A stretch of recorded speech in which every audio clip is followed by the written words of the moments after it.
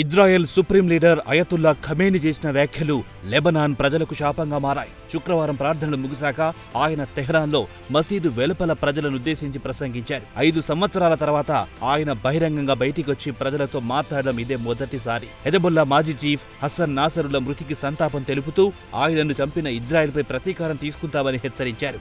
ఈ భూలోకంలో ఇజ్రాయిల్ ఆనవాళ్లు లేకుండా చేస్తామని హెచ్చరించారు. దీంతో ఆగ్రహంతో ఊగిపోయిన ఇజ్రాయిల్ కూడా వెంటనే ప్రతిచర్యకు పాల్పడింది. వెంటనే తమ అక్కసును లెబనాన్పై చూపించింది. బీరూట్లో విచ్చలవిడిగా వైమానిక దాడులకు పాల్పడింది. బీరూట్ మొత్తం బాంబుల మోతమోగింది. బీరూట్ విమానాశ్రయం సమీపంలో బాంబుల వర్షం కురిపించింది.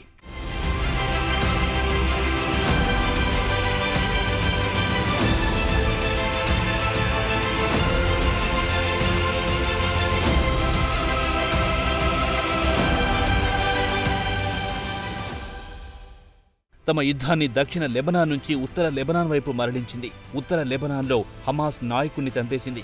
దక్షిణ లెబనాన్ శివార్లోని పౌరులను వెంటనే అక్కడి నుంచి తరలి వెళ్లాల్సిందిగా ఇజ్రాయెల్కు చెందిన ఐడిఎఫ్ హెచ్చరించింది. బీరూట్లో శనివారం ఉదయం కూడా పెద్ద ఎత్తున పేలుళ్లు జరిగాయి. కాగా హెజబొల్లాకు బాగా పట్టున్న ప్రాంతాలపై ఇజ్రాయెల్ నిరంతరం దాడులు జరుపుతూనే ఉంది. శుక్రవారం రాత్రంతా బీరూట్ విమానాశ్రయం వద్ద బాంబుల మోత మోగుతూనే ఉంది. తాజాగా ఇజ్రాయెల్ దాడుల నేపథ్యంలో వేలాది మంది మృతి చెందగా ఇదే సమయంలో సుమారు 12 లక్షల మంది లెబనీస్ ప్రజలు గూడు చెదిరి రోడ్డున పడాల్సి వచ్చింది. కాగా ఇజ్రాయెల్ ఎయిర్ క్రాఫ్ట్లు పాలస్తీనా రెఫ్యూజీ క్యాంపులున్న బెడ్డావి ఏరియాలో పెద్ద ఎత్తున విమానాల ద్వారా బాంబుల వర్షం కురిపించింది.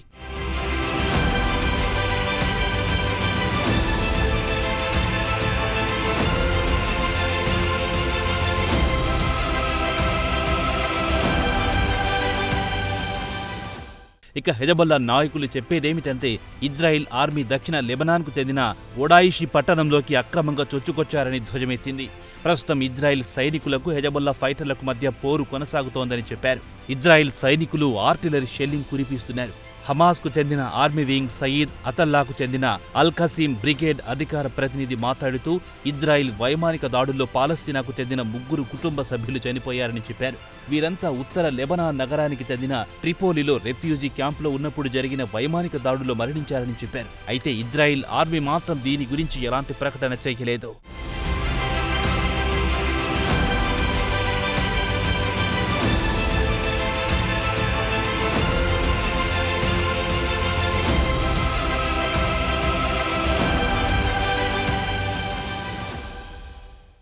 ఇదిలా ఉండగా హసమ్ షఫీద్దీన్ విషయానికొస్తే హెజబొల్లా చీఫ్ హసన్ నాసరుల్లా వారసుడిగా ఎంపికయ్యారు. అయితే గురువారం రాత్రి ఇజ్రాయెల్ జరిపిన దాడుల్లో ఆయన కూడా మృతి చెందారన్న వార్తలొచ్చాయి. అయితే ఇప్పటి వరకు ఆయన మృతిపై స్పష్టమైన సమాచారం తెలియరాలేదు. ఇటు ఇజ్రాయెల్ కానీ అటు హెజబొల్లా కానీ దీని గురించి ఎలాంటి ప్రకటన చేయలేదు. ఇక ఇరాన్పై దాడుల గురించి ఇజ్రాయెల్ పలు ఆప్షన్లను అధ్యయనం చేస్తోంది. మంగళవారం రాత్రి ఇరాన్ ఇజ్రాయెల్పై ఏకంగా 200 మిసైల్స్తో దాడులు చేసిన విషయం తెలిసిందే. దీనికి ప్రతీకారంగా ఇజ్రాయెల్ కూడా ఇరాన్పై దాడులకు ప్లాన్ చేస్తోంది. ఇరాన్ చమురు క్షేత్రాలపై దాడులు చేసి ఆర్థికంగా దెబ్బ కొట్టారనే ఆలోచనలో ఇక లెబనాన్పై ఇజ్రాయెల్ దాడులు మొదలెట్టిన తర్వాత నుంచి ఇప్పటి వరకు సుమారు 2000 మంది మృతి చెందారని ఆ దేశ వైద్య ఆరోగ్య శాఖ మంత్రి చెప్పారు.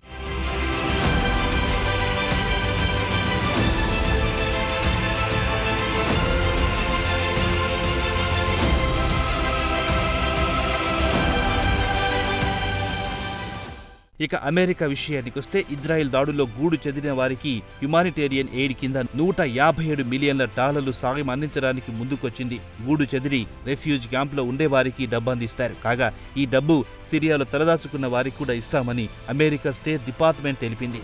ఇదిలా ఉండగా అమెరికా మిలిటరీ శుక్రవారం నాడు యెమన్లో హౌతీ మిలిటెంట్లపై 15 చోట్ల దాడులు చేసింది. కాగా యెమన్లో పౌరులు నివసించే ప్రాంతంతో పాటు మిలిటరీ అవుట్ పోస్టులు, విమానాశ్రయాలు, ఎయిర్ క్రాఫ్ట్లు, వార్షిప్లుండే ప్రాంతాలపై బ్రిటిష్ మిలిటరీతో కలిసి ఎయిర్ స్ట్రైక్ చేసింది. కాగా America president Biden middle east crisis గురించి ప్రస్తావించారు.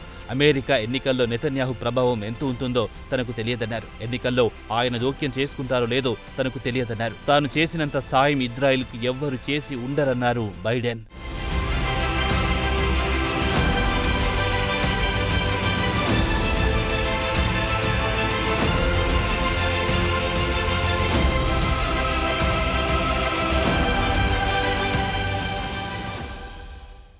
ఇక తిరిగి ఇరాన్ విషయానికొస్తే Iran supreme leader Ayatollah Khamenei 5 సంవత్సరాల తర్వాత మొట్టమొదటిసారి బహిరంగంగా బయటికొచ్చి ప్రజలతో మాట్లాడారు.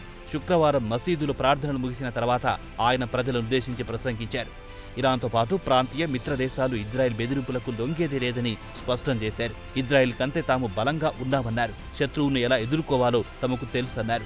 ఇరాన్ విదేశాంగ మంత్రి కూడా ఒకవేళ ఇజ్రాయెల్ తమపై దాడి చేస్తే గట్టిగా తిప్పి కొడతామన్నారు. గతంతో పోల్చుకుంటే ఈసారి దెబ్బ మరింత తీవ్రంగా ఉంటుందని ఇజ్రాయెల్ను హెచ్చరించారు.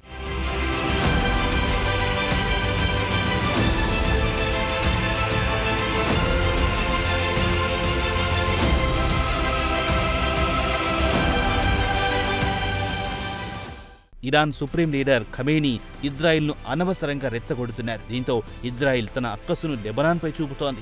ఇరాన్పై కోపాన్ని లెబనాన్పై తీర్చుకుంటోంది. నష్టపోతోంది మాత్రం లెబనాన్ అని ఖచ్చితంగా చెప్పొచ్చు. ప్రస్తుతం ఇజ్రాయెల్ హెజబొల్లాను పూర్తిగా నేలమట్టం చేసిన తర్వాతనే ఇరాన్ వైపున వస్తుంది. అప్పటి వరకు ఇరాన్ సుప్రీం లీడర్ సేఫ్గా ఎన్నైనా రెచ్చగొట్టే ప్రకటనలు ఇవ్వచ్చు.